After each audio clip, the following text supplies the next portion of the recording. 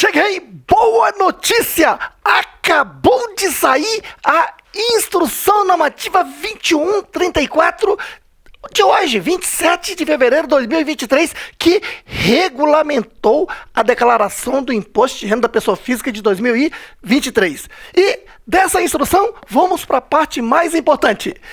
Quem está obrigado a declarar imposto de renda neste ano de 2023?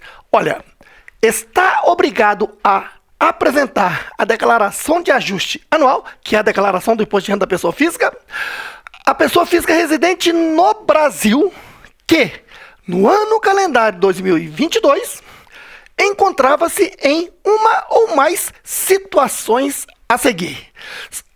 Este ano são 8 situações a serem analisadas, porque na verdade são aquelas mesmas 7 situações, só que um dos itens foi desmembrado em 2, mas teve uma pequena alteração na parte de bolsa de valores. Tá ok? Antes, porém, raciocine comigo o seguinte. Imagine se a nossa lei dissesse que estão obrigados a declarar imposto de renda aqui no Brasil as pessoas físicas residentes aqui no Brasil e também as pessoas físicas residentes lá no exterior. Aí a nossa legislação estaria exagerando. A nossa legislação não alcança tudo isso, porque seria o mesmo que a nossa legislação dizer que não somente nós que residimos aqui no Brasil, como também as pessoas que residem no exterior, ou seja, as pessoas do planeta inteiro têm que declarar imposto de renda aqui no Brasil. A nossa lei não tem essa força toda. Imagine o Cristiano Ronaldo, que está lá na Europa, que não tem nada a ver com as coisas aqui no Brasil, ter que declarar imposto de renda aqui? Claro que isso não tem nada a ver. Por isso é que o legislador está dizendo que é a pessoa física residente no Brasil, essa é a primeira condição. Beleza? Agora, imagine a segunda situação.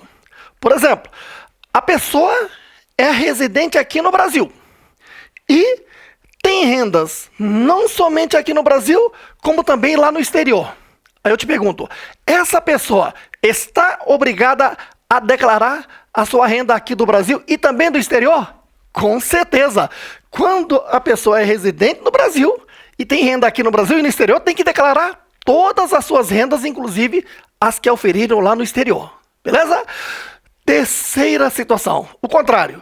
Imagine uma pessoa que é residente no exterior, tem renda aqui no Brasil. Essa pessoa está obrigada a declarar?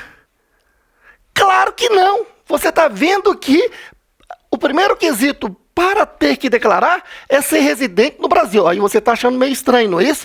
Cuidado. Uma coisa é estar obrigado a declarar. Outra coisa é estar obrigado a pagar imposto. Então veja que essa pessoa é residente no exterior. Por exemplo, o jogador Messi, que hoje reside lá na Europa, não é isso? De repente, ele gostou aqui do Brasil, jogou a Copa do Mundo, comprou alguns imóveis e deixou o dinheirinho aplicado aqui. Veja que os imóveis dele estão alugados e está tendo renda de aluguel, não está? Essa renda de aluguel tem tributação. Só que é uma tributação definitiva que ele não está obrigado a declarar, por não ser um residente no Brasil, mas é obrigado a pagar o imposto. Tanto que essa renda de aluguel vai incidir imposto. E se tem uma fonte pagadora, ela tem que reter e recolher. Por exemplo, se o Messi aplicou junto ao banco, junto à Bolsa de Valores, os bancos e as corretoras de valores têm que reter e recolher esse imposto em definitivo. Então você está vendo que essa pessoa é residente no exterior, mas tem renda aqui no Brasil. E essas rendas são tributadas em definitivo. Só não está obrigado a declarar porque essa pessoa não é um residente no Brasil. Isto posto, agora sim, podemos analisar cada situação a seguir, certinho? Então, a primeira coisa que você tem que verificar é o seguinte, a pessoa é residente do Brasil e que lá no ano anterior, 2022, se encontrava em uma ou mais situações a seguir para estar obrigada a declarar agora em 2023, tá ok? Então, a primeira situação é essa. 1. Teve rendimentos tributáveis de valor superior a R$ 28.559,70. Lá em 2022, agora em 2023 está obrigado a declarar. Por exemplo, teve renda de salário, teve renda de aluguel, teve renda de aposentadoria, renda de pensão, exceto pensão alimentícia. Pensão alimentícia passou a ser isenta, tá ok? Então, está obrigado a declarar. Não teve rendimentos tributáveis, mas teve, item 2, rendimentos isentos e não tributáveis, mais rendimentos tributáveis exclusivamente na fonte, mais rendimento tributado em definitivo de valor superior a 40 mil, está obrigado a declarar. Rendimento isento, por exemplo, caderneta de poupança. Rendimento não tributável seria agora a pensão alimentícia, que pela decisão do STF, declara na ficha rendimento isento e não tributável, mas ele é um rendimento não tributável. Rendimento tributável exclusivamente na fonte seria, por exemplo, o 13º salário, aplicação em banco como CDB, RDB. Tributável em definitivo seria o ganho de capital tributável. Então, vendeu imóvel e teve imposto de renda. Aquele ganho de capital é um rendimento tributável em definitivo, que se declara na ficha rendimento tributável exclusivamente na fonte e definitivo. Somando tudo isso, está dando mais de 40 mil, está obrigado a declarar. 3. Auferir o ganho de capital tributável. Ganho de capital é lucro na venda de bens e direitos. Então, vender uma motocicleta com lucro tributável, tem que declarar imposto de renda. Então, aquela questão, se não é um bem de pequeno valor, bem de pequeno valor é até 35 mil reais. Se o valor de venda é acima de 35 mil reais e teve lucro, aquilo é ganho de capital e é tributável. Tem que pagar imposto no mês seguinte. Teve uma situação como essa em 2022, esse ano de 2023 está obrigado a declarar. Certinho? 4. Realizou operações de alienação. Então aqui teve mudança. Em bolsa de valores, de mercadorias, futuros e assemelhados. A. Cuja soma foi superior a 40 mil reais. Ou B. Com apuração de ganho líquido sujeito à incidência de imposto de renda. Então aqui é o seguinte, até o ano anterior, bastava fazer uma compra de ação ou uma venda de ação, já estava obrigado a declarar, porque o fisco entendia que o fato de você investir em bolsa de valores já era uma pessoa rica. Um absurdo. Agora sim, houve uma melhora. Não, nem tanto, mas houve. Está dizendo o seguinte, que se você aplica em bolsa de valores, não tem problema nenhum. Pode comprar ações, compra ações. Agora, se você alienou, vendeu ações, né? Ou então mercadorias, né? Em bolsa de mercadorias, enfim, você teve um valor de venda superior a 40 mil reais no ano, está obrigado a declarar. Certo aí? Agora, cuidado, quando se fala em ações, tem que analisar mês a mês, tá? Então, se fez venda de ações no mês de valor até 20 mil reais, o seu lucro é chamado ganho líquido. Por que ganho líquido? Eu pego o valor de venda, subtrai o imposto sobre a venda, se incidiu, e dessa venda líquida subtrai o custo. E entra como custo o valor de aquisição, mais os outros custos, como taxas de emolumentos, custódia, tá certo? E se for positivo, esse é ganho líquido. Certo aí? E aí tem que verificar. Se o valor de venda no mês foi acima de 20 mil, esse ganho líquido é tributável. E se o valor de venda no mês é até 20 mil, esse ganho líquido é isento. Por isso, há que se verificar o seguinte. Primeiro, somando todas as vendas, o valor de venda no ano, não é no mês não, acima de 40 mil, geralmente a pessoa que aplica em bolsa de valores, certamente, né, a maioria das pessoas fez venda no ano mais de 40 mil. Né? Então, está obrigado a declarar só pelo fato de ter vendido mais de 40 mil. Certinho? Agora, se não vendeu mais de 40 mil, mas teve algum mês que teve ganho líquido sujeito a imposto de renda e teve que pagar o imposto de renda pelo menos em um mês, está obrigado a declarar. Beleza aí? 5. Atividade rural. A. Receita bruta acima de R$ 142.798,50. Então, veja que atividade rural, tem atividade rural que a pessoa está obrigada a ser uma pessoa jurídica. Aquelas que não estão obrigadas a ser uma pessoa jurídica, pode atuar como pessoa física. Certo aí? Bom, estando atuando como pessoa física, se no ano anterior o valor das suas vendas da atividade rural ultrapassa R$ 142.798, este ano está obrigado a declarar. Tá ok? Agora, ou, item B, pretende compensar prejuízos de anos anteriores e do próprio exercício. Isso funciona da seguinte forma. Na atividade rural, há que se verificar o lucro mensalmente. Então, eu pego o valor de venda menos custos, despesas e investimentos. Se for positivo, é lucro. esse lucro, eu ofereço a tributação pela tabela progressiva. Mas se eu quiser, posso comparar com o lucro por estimativa, que é pegar a receita bruta e aplicar 20%. Se o estimativo é menor, eu posso optar por oferecer a tributação, o lucro da estimativa. Certo aí? Agora tem um detalhe.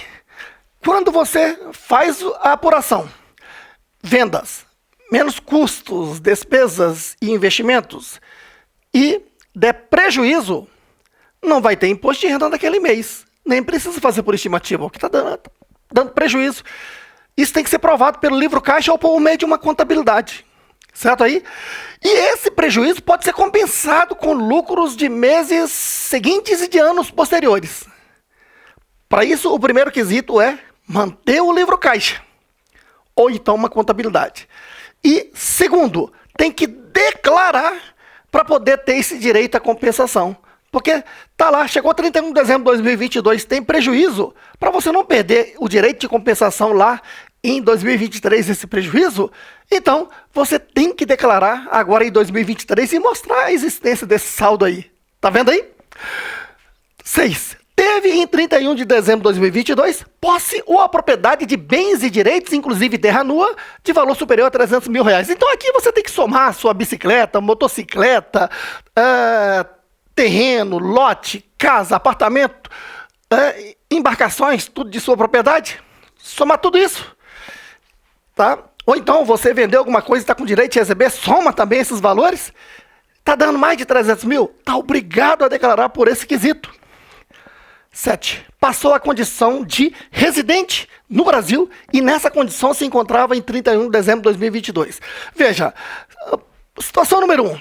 Um estrangeiro, um venezuelano, migrou-se para o Brasil diante da situação que está o seu país e aqui tirou CPF, conseguiu um empreguinho e assim se encontrava em 31 de dezembro. Independentemente das suas outras situações aqui, só pelo fato de ele ter se tornado um residente no Brasil e assim se encontrava, ele está obrigado a declarar, né? Porque ele está com residência fixa, com CPF, com emprego aqui. Tá?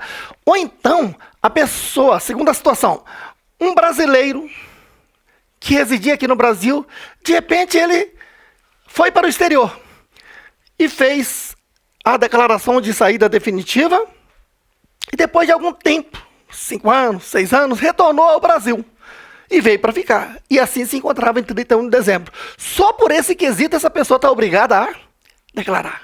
Por último, item 8. Optou pela isenção sobre ganho de capital auferido na venda de imóvel ou imóveis residenciais. Aqui é o seguinte, a filosofia da lei é que uma pessoa aqui no Brasil tem o direito de trocar de residência sem ter que pagar imposto, mas tem regras a serem obedecidas. A regra aqui é o seguinte, ó, o que acontece aqui no presente de venda, menos custo, o lucro é o chamado ganho de capital, esse ganho de capital pode ser isento ou pode ser tributável. Para ser isento, eu tenho que olhar o passado e o futuro. Olhando para o passado, se nos últimos 5 anos não fez nenhuma venda de imóvel, e agora você está fazendo essa venda, abato o custo de aquisição, e se a venda é maior que o custo de aquisição, eu tive um ganho de capital. Certo aí? E para que esse ganho de capital seja isento do imposto de renda, é necessário que pegue o produto da venda, quer dizer, o valor recebido, e compre outro imóvel ou outros imóveis residenciais num prazo de 180 dias. Aí, nesse caso, esse ganho de capital é isento do imposto de renda. Certo aí? E essa isenção é uma opção, porque de repente a pessoa tem vários imóveis, não tinha feito nenhuma venda, e está vendendo um dos imóveis agora. Certo aí? E ainda não. Só que o valor do ganho de capital é pequeno e sabe que daqui a pouco vai poder vender um outro imóvel residencial de um valor maior. Aí ela diz, não, eu vou preferir a isenção nesse maior. Esse pequeno eu vou pagar imposto agora. Posso fazer isso? Posso. Então é aquela questão que a pessoa tem que analisar. Né? Agora, se a pessoa optou por essa isenção, e mais ainda, isso se faz por meio... Você tem um capítulo aqui no curso que trata só sobre ganho de capital. Mas isso aqui funciona assim, você tem que baixar um programa chamado GCAP, alimenta esse GCAP, e o GCAP é que diz se houve isenção ou houve tributação. Se for tributável, ele te dá um DARF para você pagar no mês seguinte. Mas se foi isenção, agora na declaração de 2023 você vai importar o GCAP para dentro da sua declaração e automaticamente as informações são preenchidas na sua declaração e isso vai aparecer como sendo um ganho de capital lá na ficha rendimento isento e não tributável. Então você optou pela isenção. Naquele ano que você optou pela isenção, se a isenção ocorreu em 2022, você fez essa opção, agora em 2023 você está obrigado a declarar por esse quesito. Então, gostou deste vídeo? Dê logo uma porrada aí no like e não se esqueça de acionar o sininho para você receber as notificações dos próximos vídeos, porque é melhor você receber as notificações dos vídeos de qualidade do Roberto do que receber uma notificação da Receita Federal do Brasil. Olha, eu tenho uma grande notícia para você. Vá lá no netacursos.com, no site, faça seu cadastro, não custa nada, e passe a assistir cursos grátis de legislação tributária, contabilidade, trabalhista, previdenciária e tantas outras coisas. Vá lá e conheça. Tamo juntos!